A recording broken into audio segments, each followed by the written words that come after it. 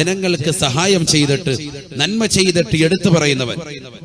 ഞാനാണ് അവന് വീട് വെക്കാൻ സഹായിച്ചത്, ഞാൻ അവന് കാറ് കൊടുക്കാൻ സഹായിച്ചത്, ഞാൻ ആ പാവപ്പെട്ട സഹോദരന്റെ മകളെ വിവാഹം കഴിപ്പിച്ചയച്ചത് എന്ന് നീ ഒരാളോടെങ്കിലും പറഞ്ഞാൽ അത് എടുത്തു പറയലായി. അവരും നാളെ ആഖിറത്തിൽ പ്രയാസപ്പെടും, റബ്ബിന്റെ കാരുണ്യമുണ്ടാവുകയില്ല എന്ന് സയ്യിദുനാ റസൂലുള്ളാഹി. ഉറക്കെ പറയും സയ്യിദുനാ റസൂലുള്ളാഹി, ഹബീബായ റസൂലുള്ളാഹി സ്വല്ലല്ലാഹു അലൈഹി വസല്ലമ തങ്ങൾ പറയുകയാണ്, മൂന്നാമത്തെ കൂട്ടർ വൽ മുൻഫിഖു സൽഅതഹു ബിൽ ഹൽഫിൽ കാദിബ് വൽ മുൻഫിഖു സൽഅതഹു ബിൽ ഹൽഫിൽ കാദിബ്. കള്ള സത്യം ചെയ്തുകൊണ്ട് സാധനങ്ങളെ വിറ്റഴിക്കുന്നവനാണ്. കള്ള സത്യം ചെയ്യാ, അനാവശ്യമായിട്ട് സാധനങ്ങൾ വിറ്റഴിക്കാൻ വേണ്ടി അവൻ സത്യം ചെയ്യുക. കച്ചവടക്കാരൊക്കെ ശ്രദ്ധിച്ചോ, അത് ഫ്രൂട്ട്സ് കച്ചവടക്കാരനായിരുന്നാലും പച്ചക്കറി കച്ചവടക്കാരനായിരുന്നാലും എന്ത് കച്ചവടമാണോ ഹലാലായ കച്ചവടമാണ് നീ നടത്തുന്നത് എങ്കിൽ അതിൽ നീ ശ്രദ്ധിച്ചോ. എന്താ ഹലാലായ കച്ചവടം എന്ന് പറഞ്ഞത്? ഹറാമായ കച്ചവടം നടത്താൻ പാടില്ല, അതിൽ നിനക്ക് എന്തായാലും ശിക്ഷ ഉണ്ടാവും. ഹലാലായ കച്ചവടത്തിൽ തന്നെ നീ ശ്രദ്ധിക്കണം. വെറുതെ കച്ചവടം എന്ന് പറഞ്ഞിട്ട് കാര്യമില്ല. കച്ചവടത്തിൽ ശ്രദ്ധിക്കേണ്ട എത്ര കാര്യമുണ്ട്, കച്ചവടക്കാരെ ശ്രദ്ധിക്കേണ്ട എത്രയോ കാര്യമുണ്ട്. ഹബീബായ റസൂലുള്ളാഹി സ്വല്ലല്ലാഹു അലൈഹി വസല്ലമ തങ്ങൾ പറഞ്ഞില്ലയോ, വൈലുൽ ലിത്താജിരി ബിലാ വല്ലാഹ് വലാ വല്ലാഹ് വവൈലുൽ ലിസ്സാനി മിൻ ഗദി വബഅദ ഗദി. ഹബീബായ റസൂലുള്ളാഹി സ്വല്ലല്ലാഹു അലൈഹി വസല്ലമ തങ്ങൾ പറയുകയാണ്, കച്ചവടക്കാർക്ക് സർവനാശമാണ്. ബിലാ വല്ലാഹ് വലാ വല്ലാഹ്, അല്ലാഹുവിനെ തന്നെയാണ് സത്യം. ഇത് നല്ല ക്വാളിറ്റി ഉണ്ട് എന്ന് പറഞ്ഞുകൊണ്ട് ക്വാളിറ്റി ഇല്ലാത്ത സാധനം വിൽക്കുന്നവരെ നാശമാണ് എന്ന് ഹബീബായ റസൂലുള്ളാഹി സല്ലല്ലാഹു അലൈഹി വസല്ലം സാധനം മുന്നിൽ വെച്ചിട്ട് പറയാം, സൂപ്പർ സാധനമാണ്, അടിപൊളി ഐറ്റാണ്, നല്ല അടിപൊളി മാങ്ങയാണ്, നല്ല സാധനമാണ് എന്ന് പറഞ്ഞ ക്വാളിറ്റി പറഞ്ഞിട്ട് വിൽക്കാൻ. കച്ചവടം ചെയ്യാത്ത ആരും ഉണ്ടാവൂലല്ലോ, ഒക്കെ കച്ചവടക്കാരുണ്ടാവും ഇതിനിടയിൽ. ശ്രദ്ധിച്ചോ, കച്ചവടം നടത്തുന്നവരെ ശ്രദ്ധിച്ചോ. സാധനം ക്വാളിറ്റി ഇല്ലാത്തതാണ് നീ വിളിക്കുന്നത് എങ്കിൽ അല്ലാഹയെ തന്നെയാണ് സത്യമെന്ന് സത്യം ചെയ്തുകൊണ്ടാണ് നീ കച്ചവടം നടത്തുന്നത്. അതേ രീതിയിൽ അല്ല എങ്കിൽ നാശമാണ് കേട്ടോ, നാശമാണ് കച്ചവടക്കാർക്കെന്ന് സയ്യിദുനാ റസൂലുള്ളാഹി. അല്ലാഹു നമ്മളെ കാത്ത് രക്ഷിക്കട്ടെ.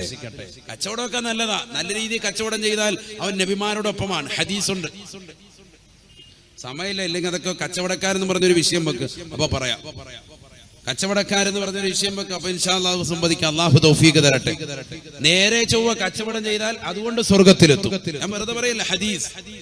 قال رسول الله صلى الله عليه وسلم التاجر الصدوق الأمين مع النبيين والصديقين والشهداء والصالحين. ഹബീബായ റസൂലുള്ളാഹി സ്വല്ലല്ലാഹു അലൈഹി വസല്ലമ തങ്ങൾ പറയുകയാണ്, സത്യസന്ധനായ അൽ അമീനായ കച്ചവടക്കാരുണ്ടോ, കച്ചവടത്തിൽ സത്യസന്ധത പുലർത്തുന്നവരുണ്ടോ,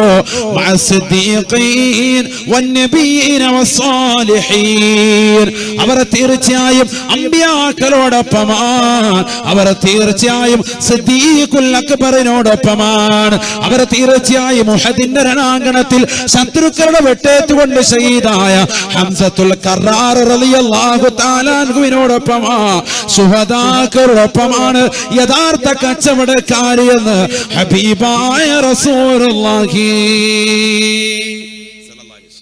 കച്ചവടക്കാർക്ക് കിട്ടുന്ന കൂലി ചെറുതല്ല, സത്യസന്ധത ഉണ്ടാവണം, അവിടെയാണ് വിഷയം. അതില്ലെങ്കിൽ പോയി. ആരോടൊപ്പമാണ് പറയുന്നത്? മുഹമ്മദുൻ സയ്യിദുൽ കൗനൈനി വസഖലൈനി വൽ ഫരീഖൈനി മിൻ ഉർബിൻ വമിൻ അജമി മൗലായ സല്ലി വസല്ലിം ദായിമൻ അബദാ അലാ ഹബീബിക ഖൈറിൽ ഖൽഖി കുല്ലിഹിം. കാരുണ്യത്തിന്റെ കരസ്പർശം കൊണ്ട് മാലോകരുടെ മനതലങ്ങളെ മദീനയിലേക്ക് മാടി വിളിച്ച ഹബീബ് മുഹമ്മദ് മുസ്തഫ, ആ പ്രവാചക പരമ്പരയോടൊപ്പമാ ഈ ദുനിയാവിലെ സത്യസന്ധ സത്യസന്ധമായ കച്ചവടം ചെയ്താലെന്ന് ഹബീബായ റസൂലുള്ളാഹി സല്ലല്ലാഹു അലൈഹി വസല്ലം. കിട്ടുന്ന കൂലി ചെറുതല്ല, സത്യസന്ധത ഉണ്ടാവണം. പക്ഷെ അധിക കച്ചവടക്കാർക്കും അതില്ലാതെ പോയി. അള്ളാഹു നമ്മളെ കാക്കട്ടെ, അള്ളാഹു കാത്ത് രക്ഷിക്കട്ടെ. ഇപ്പൊ ഓൺലൈൻ പർച്ചേസ് ആണല്ലോ. ഇപ്പൊ ഫ്ലിപ്കാർട്ട്, ആമസോൺ ആപ്പുകൾ ഡൗൺലോഡ് ചെയ്ത് ആപ്പ് സ്റ്റോർ വഴിയും പ്ലേ സ്റ്റോർ വഴിയൊക്കെ ഡൗൺലോഡ് ചെയ്തിട്ട് ചെറുപ്പക്കാരൊക്കെ ഇപ്പൊ സാധനങ്ങൾ വീട്ടിലിരുന്നിട്ട് ചാള വരുത്തുന്ന കാലഘട്ടമാണ്. വീട്ടിലിരിക്കുക, എന്നിട്ട് പെണ്ണുങ്ങളൊക്കെ ഇങ്ങനെ അടിച്ചു വെക്കുക. ആമസോൺ ആപ്പ് എടുത്തിട്ട് നല്ല ആവോലി മാർക്കറ്റിലുണ്ട്, റാഹത്ത്. ഇവിടുന്ന് വാങ്ങുന്നതിനൊക്കെ കുറച്ചുകൂടി ലാഭമുണ്ട്. കാസർഗോഡ് ടൗണിൽ അങ്ങാടി വിൽക്കുന്ന ഹവാൻ്റെ നിന്ന് വാങ്ങാണ്, ഇവിടെ അടിച്ചു കൊടുക്കും പൈസ. അക്കൗണ്ട് നമ്പർ അടിച്ചു കൊടുക്കുന്നു, ആൾ ഇവിടെ കൊണ്ടുവരും, ബൈക്കിൽ കൊണ്ടുവന്ന് ഇവിടെ എത്തിക്കും. മുമ്പതിലെ ഭക്ഷണങ്ങളൊക്കെ നമ്മുടെ നാടുകളുണ്ട്. ഇപ്പൊ അതിനേക്കാൾ സജീവമാണ് ആമസോണും ഫ്ലിപ്കാർട്ട് മുഖേനയൊക്കെ നെറ്റ് മുഖേന സാധനങ്ങൾ വരുത്താം. മീൻ വീട്ടിലിരുന്ന് പർച്ചേസ് ചെയ്യുന്നു, സാധനങ്ങൾ വീട്ടിലിരുന്നുകൊണ്ട് പർച്ചേസ് ചെയ്യാം. എന്തും കിട്ടും, വീട്ടിലിരുന്നുകൊണ്ട് സാധനങ്ങൾ പർച്ചേസ് ചെയ്യാം. അങ്ങനെ ലോകം വികസിച്ചു. അങ്ങനെ ചെയ്യാൻ പറ്റുമോ? ഉലമാക്കൾ ഇടക്കലെ ചർച്ചയുണ്ട്. ഇബ്നു ഹജർ അൽ ഹൈതമി റഹ്മത്തുള്ളാഹി അലൈഹി തുഹ്ഫയിൽ പറയുന്നു, പറ്റും. അത് സലമ് കച്ചവടത്തിന്റെ ബാബിൽപ്പെട്ടതാണ്. സലമ് കച്ചവടം എന്ന് പറഞ്ഞാൽ രണ്ട് രീതിയിലുണ്ട്. സാധാരണ രീതിയിൽ സാധനങ്ങൾ പർച്ചേസ് ചെയ്യുന്നവർ, ഇവിടെ ശ്രദ്ധിക്കണേ, ഓൺലൈൻ പർച്ചേസ് ചെയ്യുന്ന കൂട്ടുകാർ ഒരുപാട് ചെറുപ്പക്കാരുണ്ട്. ഒരുപാട് പേര് സമീപിച്ചിട്ടുണ്ട് അത് പറ്റുമെന്നുള്ളതാണ്. രണ്ട് രീതിയിൽ പർച്ചേസ് ചെയ്യുന്നുണ്ട്. ഒന്ന്, സാധനങ്ങൾക്ക് നമ്മൾ നേരത്തെ പൈസ കൊടുക്കൂല. സാധനങ്ങൾ നമ്മൾ അതിന്റെ മോഡലൊക്കെ നോക്കിയിട്ട് ഓർഡർ ചെയ്യും. അത് ഇവിടെ അതിന്റെ ആളുകൾ ഇവിടെ എത്തും, അതിന്റെ ഏജൻസി ഇവിടെ കൊണ്ടുവന്ന് കഴിയുമ്പോൾ നേരിട്ട് പൈസ കൊടുക്കും. അതെന്തായാലും പറ്റുന്നതാണ്. നമ്മുടെ സാധനങ്ങളൊക്കെ അങ്ങനെയാണ് വാങ്ങുന്നത്. കടയിൽ പോകുന്നു, സാധനങ്ങൾ ഇഷ്ടപ്പെട്ടത് കൊണ്ടുവരുന്നു, ബില്ലടിക്കുന്നു, പൈസ കൊടുക്കുന്നു. അത് പറ്റും.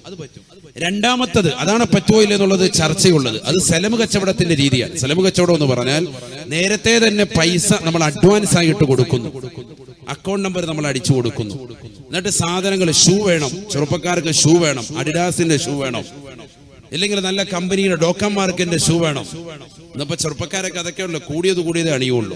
നല്ല ടീഷർട്ട് വേണം, നല്ല പാൻസ് വേണം, നല്ല ചുരിദാറിന്റെ മെറ്റീരിയൽ വേണം. ഇതൊക്കെ ഇങ്ങനെ അവർ ഓൺലൈൻ പർച്ചേസ് ചെയ്യുക. എന്നിട്ട് അക്കൗണ്ട് നമ്പർ അടിച്ചു കൊടുക്കും. അപ്പൊ അതിലൂടെ അവർ പൈസ എടുക്കും, സാധനം നമ്മുടെ വീട്ടിലേക്ക് പിന്നീട് വരും. അത് പറ്റുന്നതാണ്. പക്ഷെ നമ്മൾ നോക്കണം, സാധനങ്ങൾ പറ്റുന്നതാണെന്ന് നോക്കണം.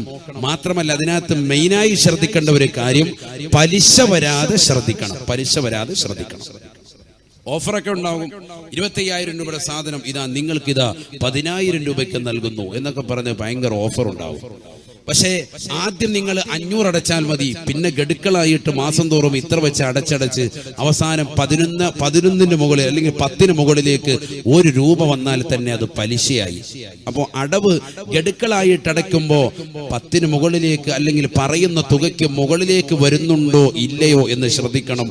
ഉണ്ടെങ്കിൽ ആ സാധനം വാങ്ങൽ ശറഈൽ അനുവദനീയമല്ല.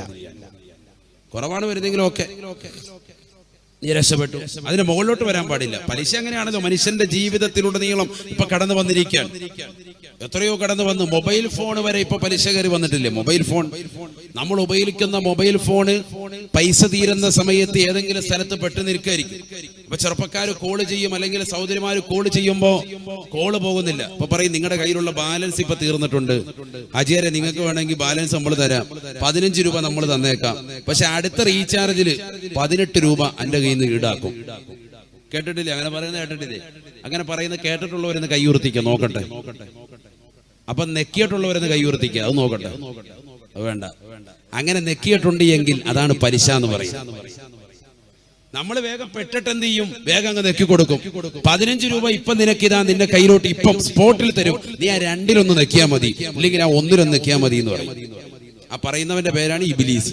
ഇബ്ലീസ് എവിടെ ഉണ്ടെന്ന് ചോദിച്ചാൽ ആ പറയുന്നതൊക്കെയാണ്, അതാണ് ഇബ്ലീസ്. മനസ്സിലായില്ലേ? നമ്മൾ ഒന്നിലങ്ങ് നെക്കുമ്പോ സെക്കൻഡിനുള്ളിൽ പൈസ ഇതാ വന്നിട്ടുണ്ട്, ബാലൻസ്. നമ്മൾ അവർക്ക് രക്ഷപ്പെട്ട് 15 രൂപ കിട്ടിയല്ലോ. പക്ഷെ അടുത്ത റീചാർജിൽ നിന്റെ കയ്യിൽ നിന്ന് 18 പിടിക്കുമെന്ന് പറഞ്ഞ കാര്യം നീ ശ്രദ്ധിച്ചില്ല. ആ 3 രൂപയാണ് സഹോദര പലിശ എന്ന് പറയുന്നത്. അതാണ് റിബ, അതാണ് പലിശ. അല്ല നമ്മൾ മനസ്സിലാക്കിയത് അനേക്കെട്ടും ശാളുമൊക്കെ ഇട്ടിട്ട് വരുന്ന ഏതോ ഒരാളാണ് പലിശ എന്ന് തെറ്റിദ്ധരിച്ചിരിക്കേണ്ട. ഇതാണ് പലിശ എന്ന് പറയുന്നത്. ആ 3 രൂപ നമ്മളിന്ന് പിടിക്കും, അതാണ് പലിശ. അപ്പൊ നമ്മളിൽ എത്രയോ സഹോദരങ്ങൾ അതിൽ പെട്ടുപോയിട്ടുണ്ട്, എത്രയോ സഹോദരിമാര് അശ്രദ്ധരായിട്ട് ഇതുവരെ ചെയ്തു പോയിട്ടുണ്ട്. ശ്രദ്ധിക്കണേ, അള്ളാഹു നമ്മളെ കാത്തിരക്ഷിക്കട്ടെ.